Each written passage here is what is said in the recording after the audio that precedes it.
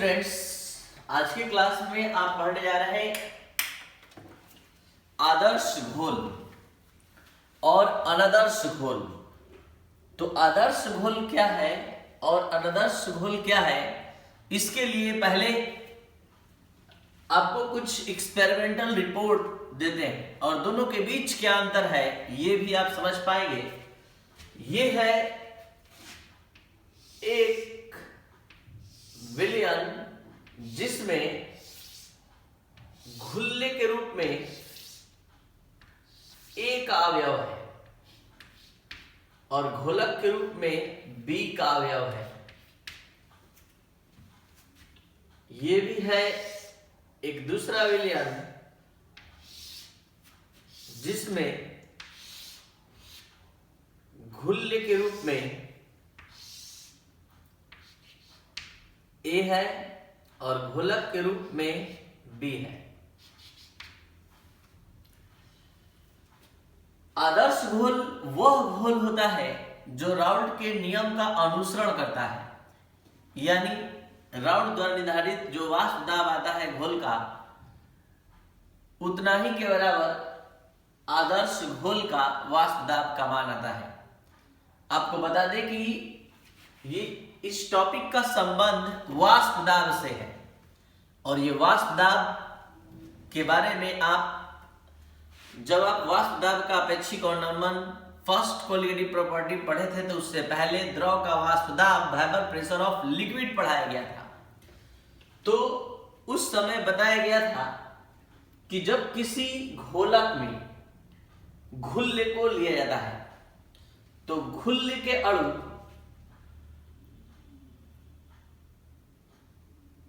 तब वाष्पित होते हैं जब वो वाष्पशील होते हैं और जब अवाष्पशील होते हैं तो वे वाष्पित नहीं होते हैं, केवल गोलक का ही अणु वाष्पशील होता है।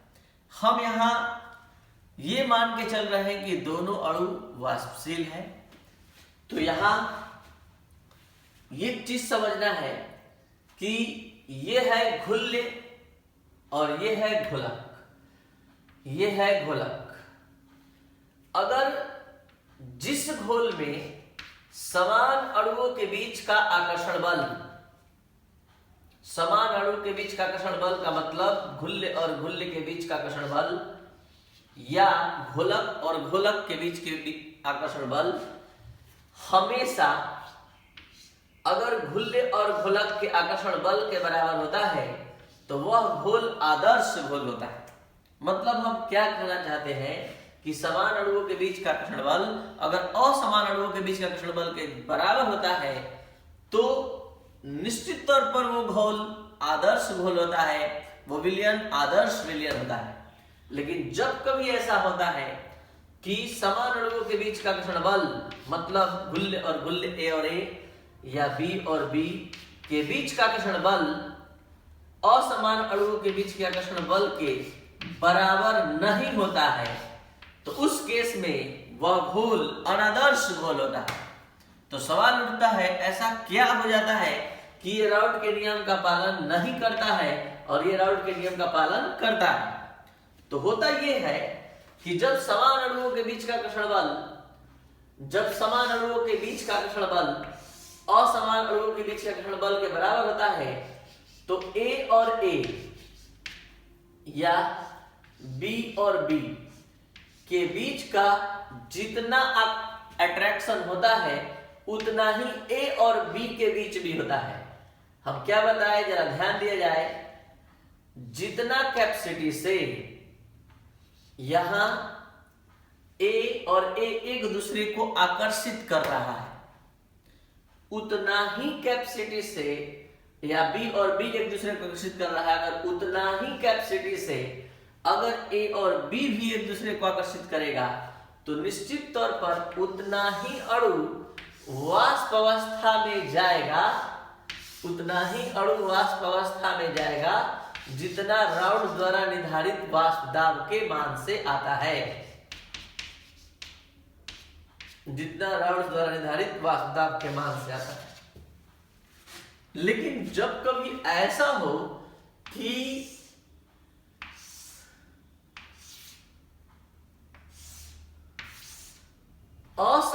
अणु के बीच का आकर्षण बल असमान अणु के बीच का आकर्षण बल समान अणु के बीच के आकर्षण बल से समान अणु के बीच के आकर्षण बल से अधिक या कम हो।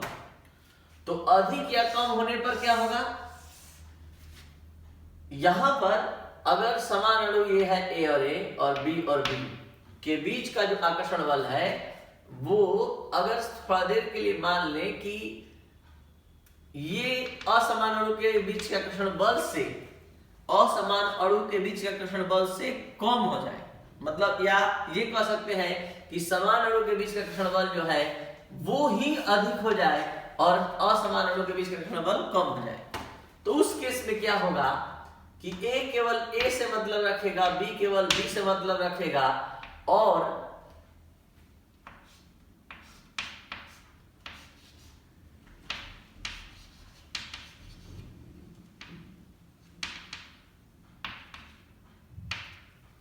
इसको और क्लियरली आप देखें, थोड़ा बड़ा फिगर बनाना पड़ेगा तो आप समझ पाएंगे।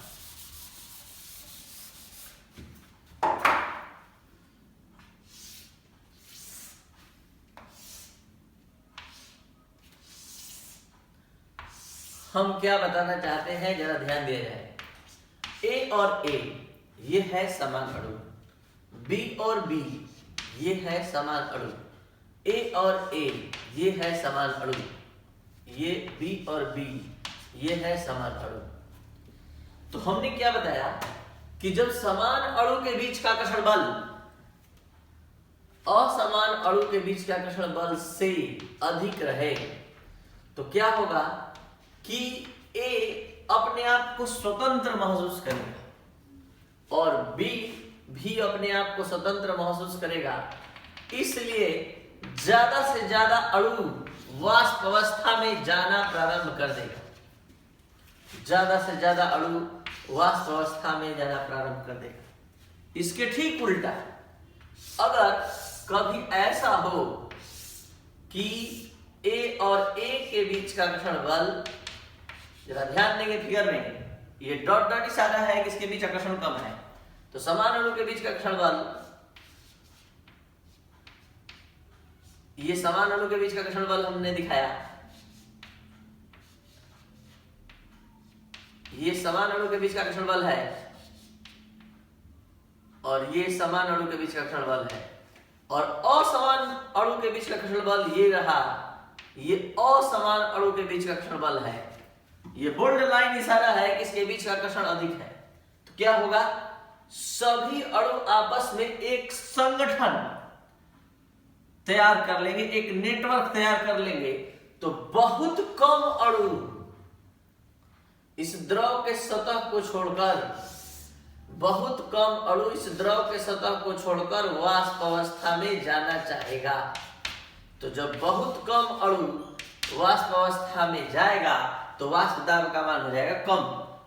और इसमें क्या होगा कि कोई नेटवर्क नहीं तैयार होगा, गुल्ले केवल गुल्ले से आकर्षित होगा, घोलक केवल घोलक से। गुल्ले और घोलक एक दूसरे को आकर्षित नहीं करेंगे तो ज्यादा से ज्यादा अणु वाष्प अवस्था में जाएगा। तो आपको बता दें कि जब कभी ऐसा हो कि समान अणु के बीच का आकर्षण बल असमान अणु के बीच का आकर्षण बल के बराबर हो तो उतने ही अणु वाष्पित होंगे जितना राउंड द निर्धारित वाष्प दाब के मान से। लेकिन कभी अनबैलेंस हुआ कि सिमिलर मॉलिक्यूल, समान मॉलिक्यूल के बीच का फोर्स ऑफ अट्रैक्शन असमान के बराबर न रहे तो दो स्थिति होती है। पहला कि या तो अधिक रहे, समान अणु के बीच का आकर्षण बल ही अधिक हो जाए, समान अणु के बीच का आकर्षण बल ही अधिक हो जाए असमान अणु के बीच का आकर्षण बल से, या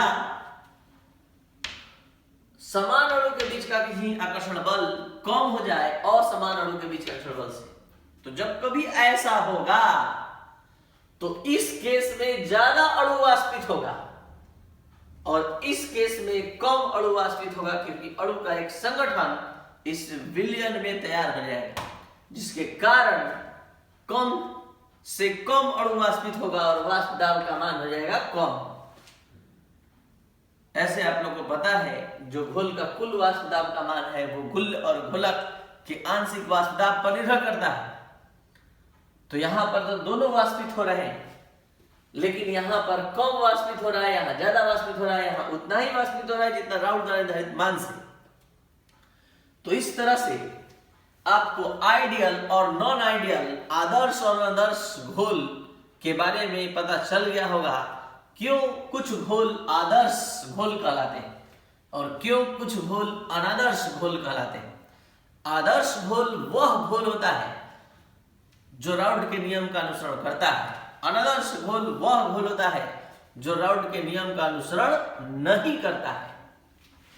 तो हमारा कहने का मतलब क्यों नहीं करता है, तो इसका मेन रीजन है कि उसके समान अणु के बीच का घर्षण बल असमान अणु के बीच का घर्षण बल के बराबर नहीं होता है। तो बराबर नहीं होता है तो दो संभावनाएं होती है।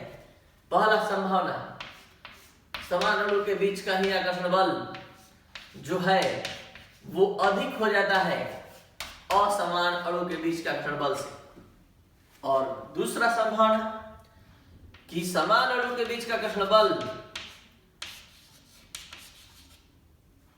कम हो जाता है असमान अणु के बीच का आकर्षण बल से। और जब जब असमान अणु के बीच का आकर्षण बल अधिक होगा, सभी अणु घोल अवस्था में संयोजित हो जाएंगे गुल्य और गोलक के, और कम अणु वाष्पित होंगे। तो निश्चित तौर पर वाष्प दाब का मान, घोल के कुल वाष्प दाब का मान राउड द्वारा निर्धारित वाष्प दाब के मान से कम आएगा। किसी अवयव का आंशिक वाष्प दाब राउड द्वारा निर्धारित आंशिक वाष्प दाब के मान से कम आएगा। आयतन परिवर्तन का मान कम आएगा। तो ये सारा कॉन्सेप्ट आपको ध्यान रखना होगा। अब चलते हैं जो हमने लिखा है आइडियल सॉल्यूशन के बारे में नोट्स के रूप में। वैसा घोल जो राउड के नियम का घुलने और घोलक के सभी साधारणताओं का अनुसरण करता है आदर्श घोल कहलाता है। आदर्श घोल में समान अणु के बीच का घर्षण बल असमान अणु के बीच का घर्षण बल के बराबर होता है। आदर्श घोल में दोनों द्रव युग्मों की संरचना एवं रासायनिक गुण एवं ध्रुवीयता समान होती है। ये बात ध्यान रखिएगा। मोस्ट इंपॉर्टेंट डिफरेंस हम आप लोग को आज बताने जा रहे हैं कि आदर्श घोल और अनादर्श घोल को आप कैसे पहचानेंगे। तो इसके लिए एक ट्रिक है जो यहाँ लिखा हुआ है, जो ध्यान से समझेंगे उनको समझ में आ जाएगा। जब दो द्रव युग्म समान संरचना के होंगे, समान रासायनिक गुण के होंगे, समान ध्रुवीयता वाले होंगे, जैसे मिथाइल अल्कोहल इथाइल अल्कोहल एक साथ लगातार आता है और दोनों एक ही फंक्शनल ग्रुप से है। Benzene toluene, normal hexane, normal heptane, तो ये एक जैसा मिलता जुलता प्रॉपर्टी रखने वाला सब्सटेंस है, रासायनिक गुण रखने वाला पदार्थ है। तो ये आदर्श हो गया। और जहां डिफरेंट डिफरेंट आएगा, जैसे एसीटोन और क्लोरोफॉर्म, तो वो अनादर्श घोल हो गया, अनादर्श घोल बनाएगा। तो ये था आपका। अब हम बात करते हैं आदर्श घोल के गुण के बारे में। तो पहला गुण शुरू होता है कि आदर्श घोल में किसी अवयव का आंशिक दाब राउड द्वारा निर्धारित जो मान है उससे उसके मान के बराबर होता है। यानी कि किसी अवयव का जो आंशिक वाष्प दाब का मान है वो राउड द्वारा निर्धारित आंशिक वाष्प दाब के मान के बराबर होता है। तो ये क्या कहना चाह रहा है, जरा ध्यान दिया जाए, समझा जाए। आपको पता है कि घुल्ले के आंशिक वाष्प दाब को किस चीज से लिखते हैं? पीए से। तो ये पीए राउड द्वारा निर्धारित मान पी नॉट एक्स के इक्वल होगा। अगर आप घोलक के हिसाब से समझ रहे हैं तो घोलक के हिसाब से आप समझ रहे हैं तो पी बी इक्वल हो जाएगा P naught B x B. और अब सेकेंड प्रॉपर्टी क्या है कि आदर्श घोल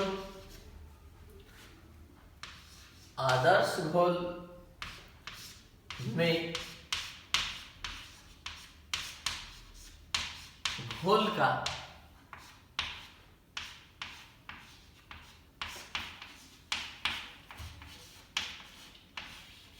कुल वाष्प दाब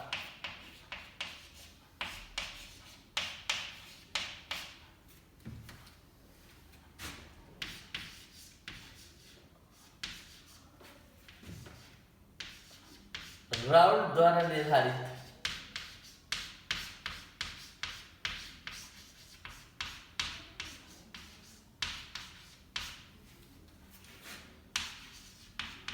कुल वाष्प दाब के मान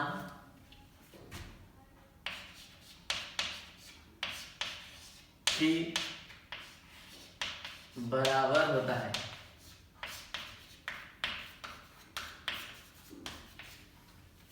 तो क्या हो जाएगा, P S equal P A plus P B, या समझ सकते हैं P S equal P A का मान P naught A x A plus P naught B x B. और अब थर्ड प्रॉपर्टी क्या है, तो थर्ड प्रॉपर्टी है कि आदर्श घोल के लिए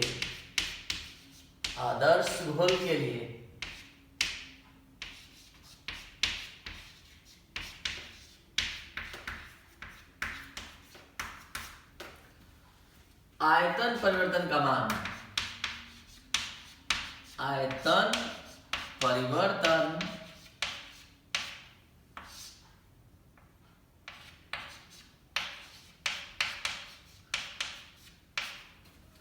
शून्य होता है।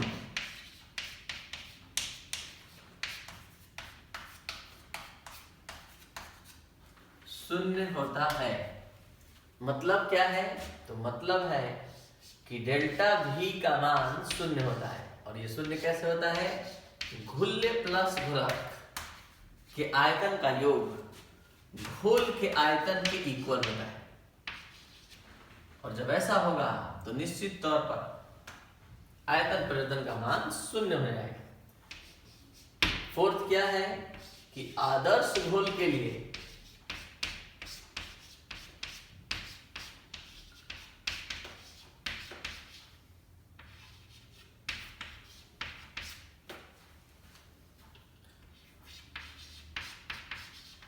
एंथैल्पी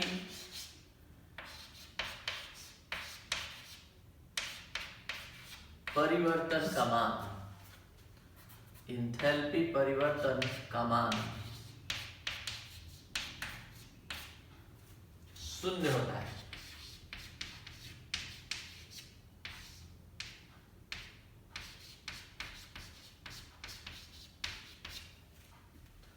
अर्थात डेल्टा H इक्वल टू 0। और अब आदर्श घोल के कुछ उदाहरण,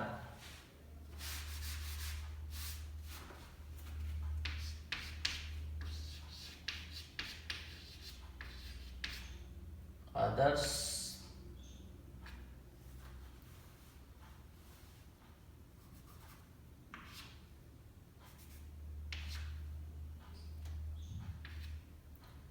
घोल के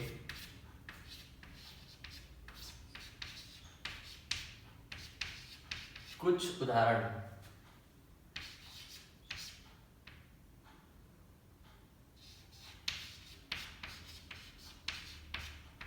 क्या बताया है, कैसे इसका ट्रिक होगा। पहला उदाहरण क्या है, बेंजीन एवं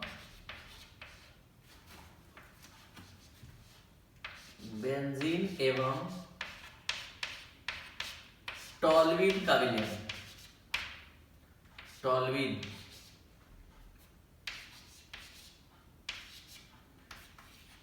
का विलयन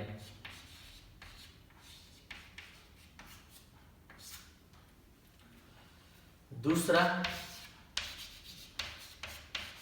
मिथाइल अल्कोहल एवं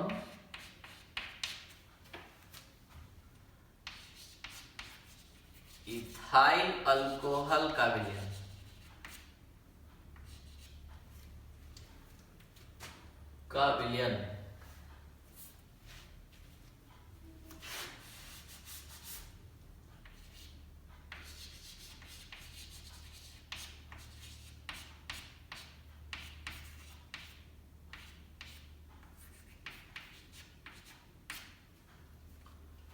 तीसरा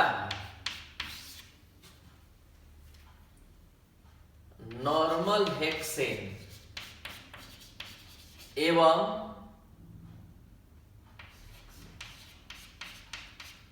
नॉर्मल हेप्टेन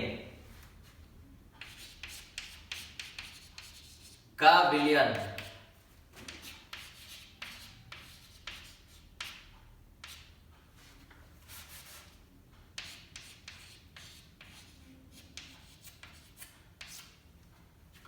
और अब आदर्श घोल का ग्राफीय निरूपण। आदर्श घोल का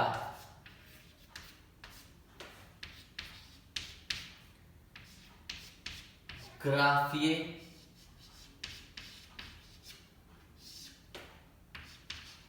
निरूपण। आदर्श घोल का ग्राफीय निरूपण पढ़ने के लिए सबसे पहले तो राउल्ट के नियम के बारे में जानना होगा कि राउल्ट के नियम के अनुसार आप सभी लोग जानते हैं कि किसी अवयव का आंशिक दाब अपने मोल अंश के समानुपाती होता है।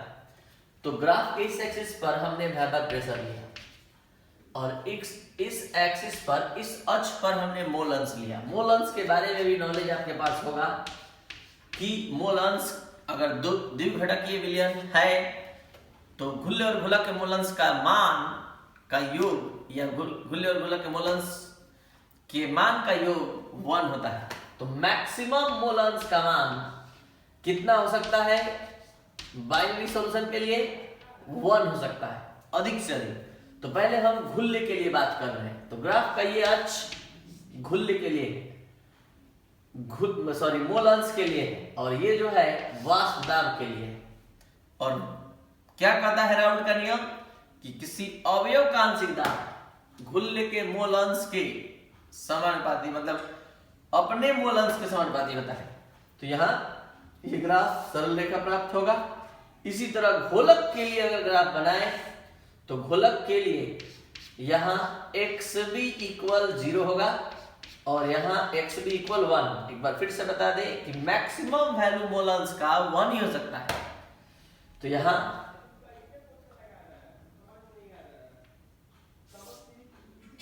ये पूरा आप देख सकते हैं कि ये डायरेक्टली प्रोपोर्शनल का ग्राफ है। ये घोलक के लिए हो गया, इस पर हम वाष्प दाब लिए हैं और इस पर हम लिए हैं मोल अंश। अब इस दोनों ग्राफ को एक ग्राफ पेपर पर हम आपके सामने बनाने जा रहे हैं। तो एक ग्राफ पेपर पर कैसे बनाया जाएगा जरा ध्यान दे रहे। सबसे पहले हम इस ग्राफ को लेते हैं और हम ये मानकर कि हम घुल्ले के लिए ग्राफ बना रहे हैं तो कैसे बनाएंगे? x से इक्वल 0 और यहाँ x से इक्वल 1, ठीक है। और ये ग्राफ और ये जो है वेपर प्रेशर का एक्सिस है वाष्प दाब का। और पता है जब घुल्ले को अलग बर्तन में लिया जाता है या किसी भी घोलक को लिया जाता है अलग बर्तन में तो उसका मैक्सिमम, जैसे घुल्ले के लिए लेंगे तो उसका जो वाष्प दाब का मान होता है वो P0A होता है और घोलक के लिए P0B होता है। तो यहाँ मैक्सिमम वैल्यू जो होगा घुल्ले के लिए वो P0A होगा। तो ये ग्राफ किसके लिए होगा?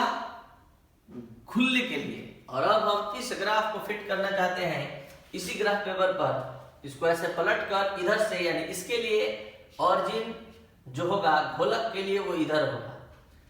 तो यहां पर अब xb इक्वल 0 और यहां हो जाएगा xb इक्वल 1, क्योंकि अब इधर से ग्राफ बन रहा है और ये रहा ग्राफ घोलक के लिए और ये मैक्सिमम वैल्यू होगा P0B। और अब इस दोनों को अगर मिला दे दोनों के पिक पॉइंट को तो ये हो जाएगा PS। तो ये है आदर्श घोल का ग्राफीय निरूपण जिसमें घुल्ले के ग्राफ को मोलांश और वाष्प दाब के बीच दिखाया गया, फिर घोलक का दिखाया गया, फिर दोनों का रिजल्टेंट, दोनों के पिक पॉइंट को जोड़ा गया तो रिजल्टेंट प्राप्त हुआ। तो ये घोल का, आपको पता है कि घुल्ले कम होता है घोल में, इसलिए इसका मान कम है, घोलक अधिक होता है इसलिए इसका मान अधिक है। और यहाँ ये शुद्ध अवस्था में घोलक का वाष्प दाब है और ये शुद्ध अवस्था में घुल्ले का वाष्प दाब है। अलग अलग लिया जाएगा तो मैक्सिमम वैल्यू P0 A घुल्ले के लिए और घोलक के लिए P0 B होता है। और PS के बारे में शायद आप जानते हैं, घोल का कुल वाष्प दाब। तो ये रहा आपका आदर्श घोल। आज का ये क्लास एक इंपॉर्टेंट क्लास था। आज के ही पढ़ाई से कल का क्लास लेक्चर का रिलेशन है, इसलिए ध्यान से देखें, समझें। कुछ प्रॉब्लम है तो हुआ या कुछ दिक्कत समझने में तो आप कमेंट बॉक्स में जाकर जरूर बताएं। Thank you.